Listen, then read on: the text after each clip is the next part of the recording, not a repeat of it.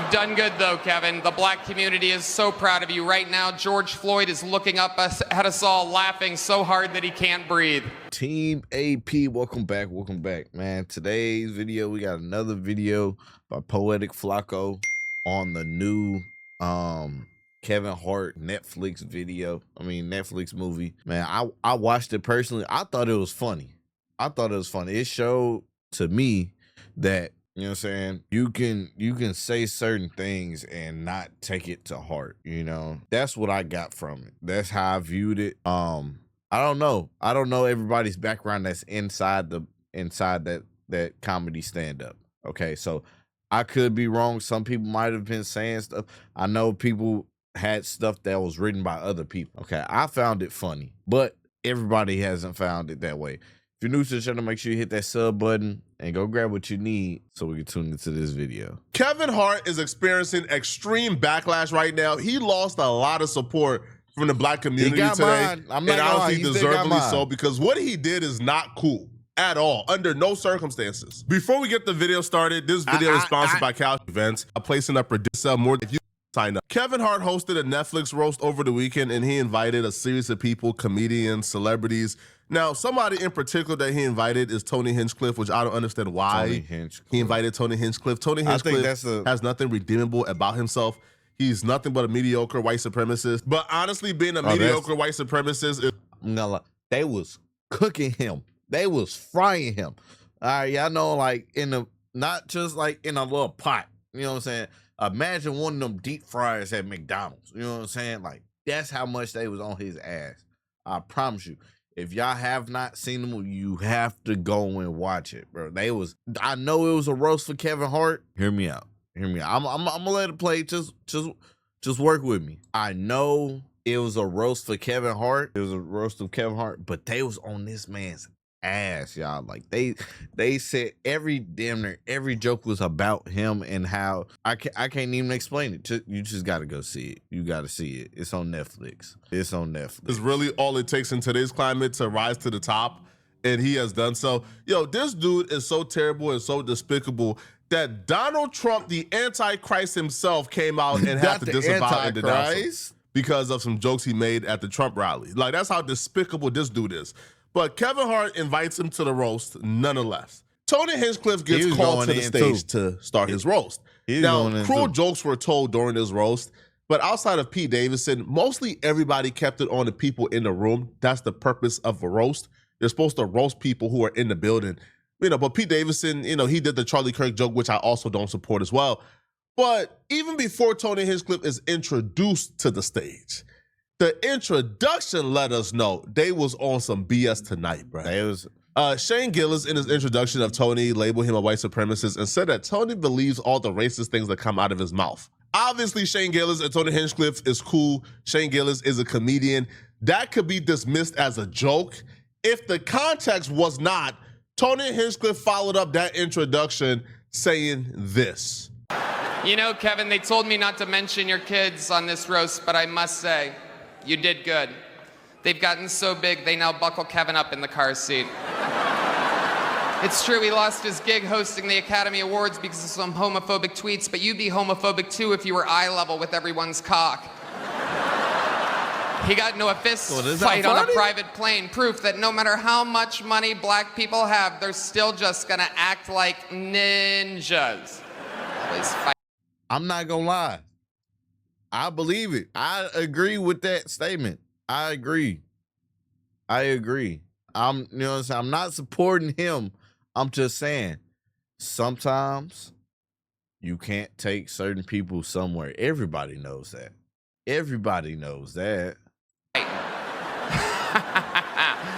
Like Bill Cosby, Hart is a black comedian from Philadelphia, and like Bill Cosby, women don't know when Kevin is inside of them. You've done good, though, Kevin. The black community is so proud of you. Right now, George Floyd is looking up at us all, laughing so hard that he can't breathe. God bless you, Kevin. God bless this room, and God bless the United States of America. Thank you so much. Kevin Hart was showing all 32 teeth, clapping up, cheering when Tony Hinchcliffe was disrespecting George Floyd and making jokes about the black community. Now, this to me isn't even about black people being soft that we can't take a joke. It's not.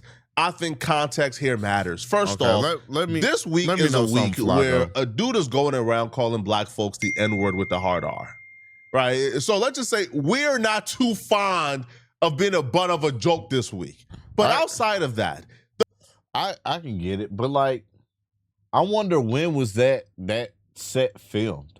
Like, you know what I'm saying? Like, when was that filmed? Like the Netflix special? It had to be filmed like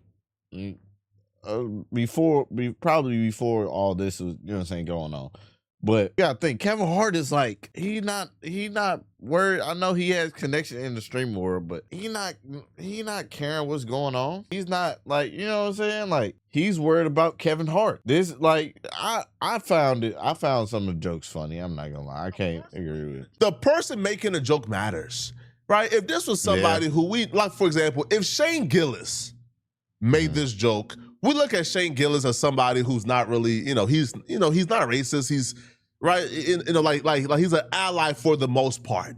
All right. If Shane Gillis made this joke, it'll be viewed as friendly. Now, people will still be upset, but it'll be viewed as friendly fire.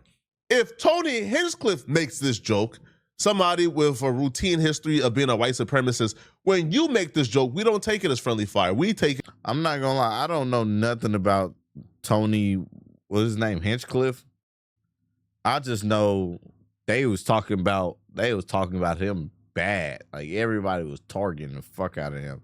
But he came with some good jokes. He did come with some good jokes. I didn't take it to heart. You know what I'm saying? But that's probably because I don't know his background like that. But I do find some of his jokes in that comedy funny. It is personal now. It's personal. Now, outside of that, though, this is a roast about people in the building. Why are you like making a mockery out of George Floyd's death? Why? Like, why? Why? Like. To be fair, he did say something about Charlie Kirk too, though. He did say something about Charlie Kirk. So it wasn't like he was just only attacking, you know what I'm saying, our side. He was just making jokes general. You know what I'm saying? Also, it wasn't just him. It was everybody in the room. Everybody in the room was making quote unquote racist. You know what I'm saying? Some people say black people can't be racist, but everybody was making racist jokes. Everybody was making fun of other people's, you know what I'm saying? I don't know. Like, George Floyd was not in the room. So why? Don't let them trick you into thinking, well, I gotta be soft. I don't want to be a snowflake. No, they snowflakes. The same people defending Tony Hinchcliffe, calling us soft, they on Twitter under the Limbs of TikTok page going off on Pete Davidson for making a Charlie Kirk joke, right? Again, I'm consistent. I think the Charlie Kirk joke is out of line. Charlie Kirk was not in the room. There's so much. I'm not gonna lie. When he said something about the George Floyd and Charlie Kirk, it did catch me by surprise. Okay, I can say that, but I found it kind of funny because I get it. It was for comedy, okay, but I do think it was a little bit, you know what I'm saying? It was a little bit far to go out on that limb, you know. Material in front of you, roast the people in front of you, follow the Netflix script, roast people in front. It's a roast of the people in the building. Simple as that. Now, Kevin Hart laughing and cheering did not bode over well with everybody. People did not like it. They're pissed. One person who was really pissed about this is Steph Bob. Now, Steph Bob was really close friends with George Floyd. For the most part, he's the unofficial spokesperson for the George Floyd family. I know George Floyd brother speaks up for the family, but when it comes to news revolving George Floyd, we kind of go to Stack 5 because he's like the most visible voice. But he spoke up about this, and he don't think it's cool at all. I wonder and what I don't he feel had like to say. he should think it's cool. Nobody should think what took place that night is cool. One thing about it, you can't tell people what to be offended by and what not to be offended by. Everybody laughing until it's their family member that get murdered. Then it ain't funny. Yeah, I agree with that. I agree with that. It's easy to say, so, oh, it's just a joke. It's just a joke. But if the shoe was on the other foot, you know what I'm saying? I gotta stop saying it. I'm trying to, you know what I'm saying? But I get it. You know, if it was one of yours, you wouldn't like that joke either. You know. Then it ain't funny when it's your family member. It's funny when it's everybody else's family member, and it's cool when it's everybody else's family member. When it come to your doorstep, you want everybody to feel a certain way. See, I rode for my brother. Didn't take a dime from nobody. Risked everything I had going on in real time. Right. No cap, no lies. 29 different states marching for my brother. Didn't take a dime from nobody. Every dime they tried to pay me, me and Q gave back to the community. Wherever we went, we gave it back. So you can't tell people that risk things and that really love somebody to feel a certain way when he's disrespected. Clown shit. Y'all keep laughing though. The reason why the George Floyd conversation is so sacred in the Black community is because the George Floyd video represents our lived experience in this country as Black people. Right. Derek Chauvin's knee on George Floyd's neck as he's on the ground defenseless, crying out to his mama, represents the boot that's on our necks as we go about our day-to-day in this country, man. Right? The boot that keeps us down. The boot that represents voter suppression, redlining, discrimination, systematic oppression. It represents all the obstacles and the systems that are put in place to keep Black people down and keep minorities down. So George Floyd, the person, is a flawed human being. We're all flawed as human beings, man. When George Floyd died, the week he died, they plastered his entire criminal history, man. They made sure to find the most insane, most horrific quote they could find from his indictments. George Floyd and them put a pistol to a pregnant lady belly. They made sure to plaster that everywhere on every news outlet to deflect and distract from the boot, to make us forget about the boot. Right.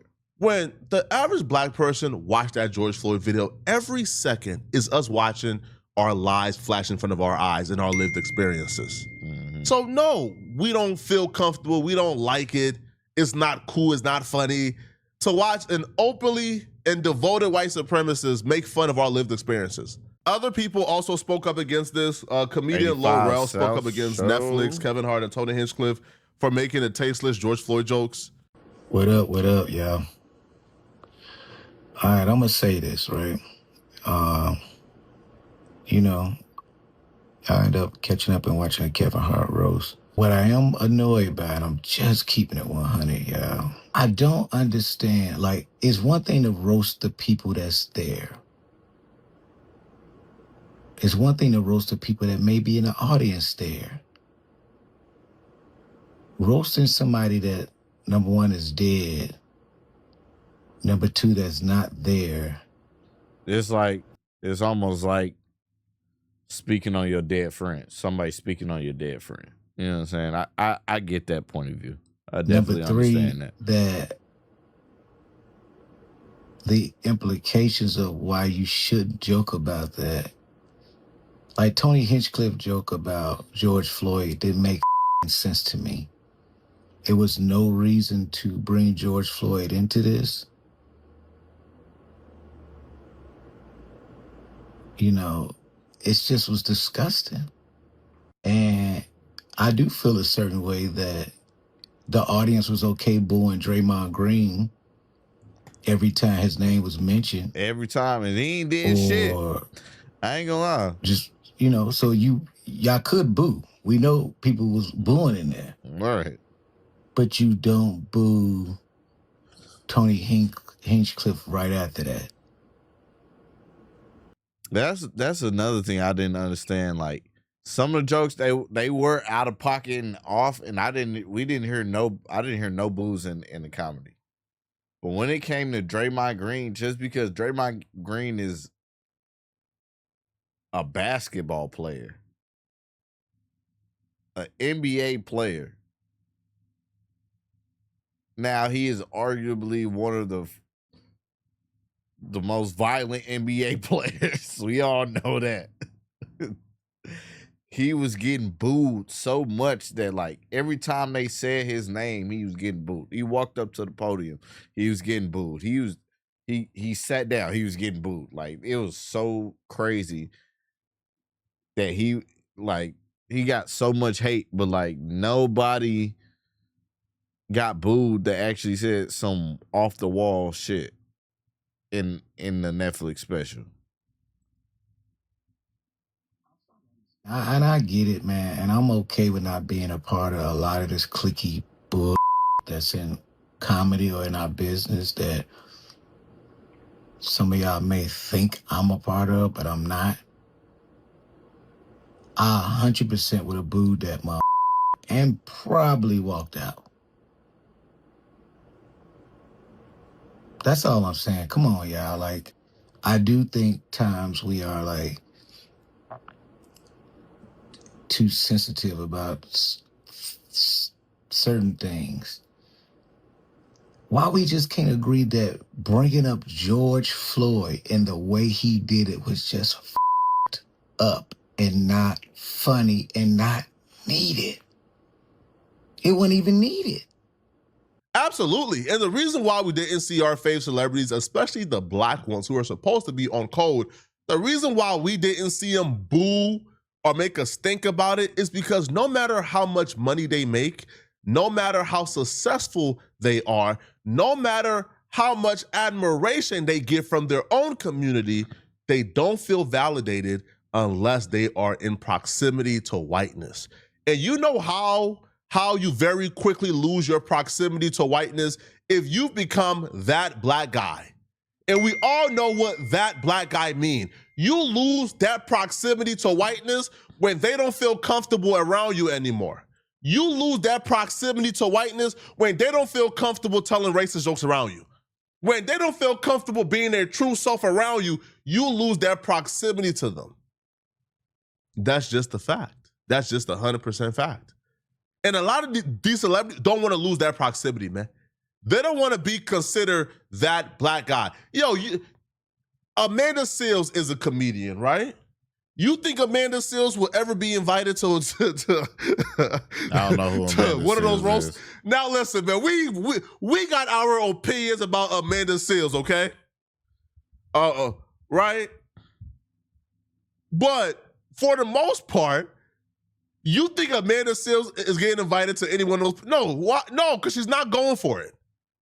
All right, she's just not going for it at all. There was a couple.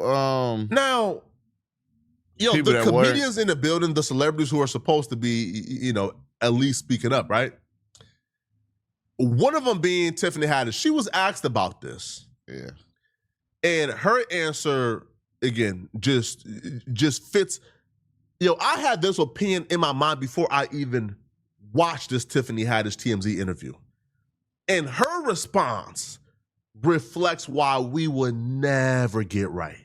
And it also reinforces the addiction to proximity to whiteness. Tiffany Haddish believes that black people are only upset about the George Floyd joke because we couldn't be in the building like they were. We weren't invited and we didn't get the luxury of being in proximity to all that good whiteness, so we just mad and upset, right, that we weren't in the room. She's using her proximity to whiteness as a badge of honor and shaming anybody who wasn't in the building and claiming we only mad at a George Floyd joke. I don't even want to call it a joke. We weren't mad at a tasteless George Floyd remark because we weren't in the room. TMZ here. What up, girl? You look fantastic. She ready. You look so good. Do you have like 30 seconds to chat really quick? Yeah. So talking about Kevin Hart roast, right? Yes, it was so much fun. So Lonnie Love didn't think so. Lonnie Love was like, you know what? It's exhausting. It's edgy. Specifically about the George Floyd joke. What are you thinking? Is it just comedy? Should they have been a little less? I think it should have been shorter. The show was too long. Okay. I mean, I was sitting there the whole time. I had to pee. Lie. Something I didn't hear the George Floyd joke because I had to pee so bad. So you went to the bathroom when I was a glorified seat filler, and I was tired. Well, also, I mean, Lonnie and other people were like, maybe it was a little too racially motivated. What do you think? as far as like the jokes. Is this just comedy, or are people taking it too seriously? Is this all comedians saying it that wasn't invited? Thanks, Miss Haddish. Ciao. She thought she cooked that. Oh, the ones who were not invited. Oh, you couldn't tell her she ain't have a walk-off moment, man. This is just some nasty work, man. Nasty stuff, bro. Y'all are some disgusting people, man. Now, George Floyd family, well, his brother more specifically, they spoke up. They gave a statement to the Breakfast Club, and they not feeling this either. Ooh. Which to me, I if wanna hear the what they family have to is say. saying we not feeling it, why are we all not in agreement? We not feeling it either. Yesterday, I had a conversation with Terrence Floyd. He is the brother of George Floyd, and he was responding to the Tony Hinchcliffe joke that was told at the Kevin Hart roast about George Floyd. He believes Kevin Hart should have spoke up. Let's take a listen. My thing with Kevin, and I'm a fan, I feel like my family and their friends, they said, it should responded right then and there, like, well, wait, hold up. Because I remember Kevin Hart and a few other celebrities was at the Minnesota funeral. In that respect, me watching some clips of certain other jokes, a lot of it just felt it wasn't tasteful. Now, Terrence Floyd also talks about Gianna Floyd, who is the daughter of George Floyd, and how she deals with these moments and the jokes and how it comes back on her. Let's take a listen. One of the other things that they mentioned was like Gianna and George Floyd's daughter, your niece, being teased in school and how stuff like this doesn't help. Like, does she get direct response from things like this because they're so viral? She's getting older now. She was 6 when this happened. She's 12 now. Well, I was talking to Travis yesterday. We realized something always is talked about or happen, or somebody say something or bring up controversy or whatever around my brother's name when it's nearing the anniversary of his death. It happened with this. It happened with Charlie Kirk. It happened with Lil Yachty. We say keep saying his name, but we don't want this narrative. This is crazy. We upset, but I'm focusing more on the well-being of my niece. Oh, yeah, the death anniversary is May 25th. Yes, yes, it is May 25th. Now, he also talked about a part of the joke where Tony Hinchcliffe says to Kevin Hart that George Floyd is looking up at him. Let's take a listen to Terrence Floyd on that. It was a part in there where we always say, my brother looking down on us because we talking positive. The fact that he said that he's looking up, we were stuck on that. When we heard it, he was like, he's looking up. Looking up from where? Are you trying to say he's in hell? So this is not what comedy is supposed to do. It's not supposed to have us thinking about what you meant. What you meant? Oh, we supposed to laugh to heal. As I said yesterday, what's funny to you is a trigger. He pointed out something that even I missed. I missed that looking up from hell. I missed that. Is that a joke too? Saying that about a dead man, is that a joke too? I didn't get Bro, that that was a from political that joke. statement, man. And I'm just so mad that Kevin Hart and Tiffany Haddish and all these like dudes, they're yes, Marshall, all right, man, bro, y'all sick, man. But let me know in the comment section. Yeah, I didn't get that from that joke. That joke that could have went over my head. I don't know. How do y'all feel about it? Do y'all feel like comedy is just comedy and we should leave it at just comedy? Now, I do feel like some jokes could have been left out of there, and the Charlie Kirk joke probably could have been left out of there, and the George Floyd joke probably could have been left out of there. But I don't know. Overall, I feel like everybody was being, racist in some type of way or prejudiced. I don't know. I think it was a good roast. Them two jokes were off the wall. I can't say that. I can't say that. I don't know. How do y'all feel about it? Comment down below. And if you're new to the channel, make sure you hit that sub button, and I'll see y'all next video.